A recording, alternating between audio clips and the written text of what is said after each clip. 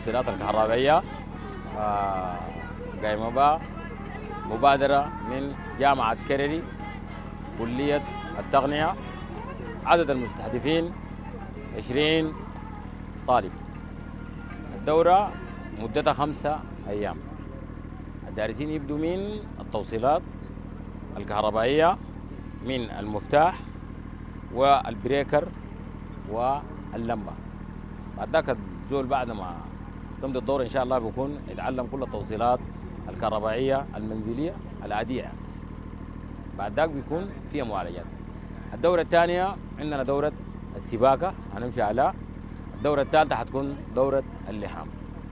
الثلاثة دورات مستهدفين 60 20 20 20.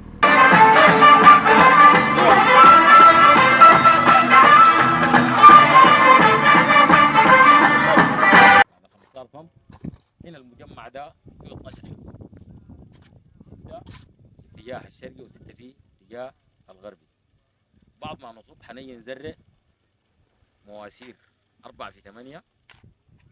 بعد ذاك حنفصل الحمام وحيكون الحمام من زنك لانه عملي اكثر من المباني.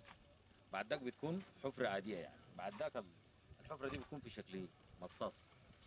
بحمد الله وصلت القافلة الصحية لمعسكر نازحي الفاشر بمدينة العفاط خارج مدينة العفاط بمبادرة كريمة من جامعة كرري.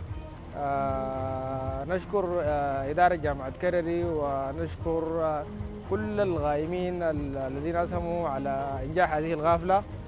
وفي بداية طبعا هي القافلة يعني باسم الجيش يعني ومساندة ومؤازرة من القوات المسلحة من جامعة كرري خصيصا لأخواننا اللي هم وافدين ونازحي مدينة الفاشر. ربنا ينصر القوات المسلحة إن شاء الله.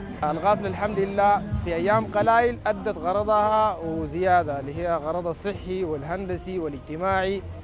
القافلة يعني بميزة من بقية القوافل إنها هي ملطي اللي هي متعددة الأغراض، اجتماعية هندسية ثقافية ترفيهية طبية. حتى في الطبية في كل الأقسام يعني حتى الأسنان. حتى كان في طهور جماعي برضو. فالقافلة أدت الغرض بتاعها بنسبة بتاعت 99% والحمد لله. ولسه الغرض متواصل إن شاء الله نقدم مزيد ومزيد من إن شاء الله القوافل اللي قدام إن شاء الله.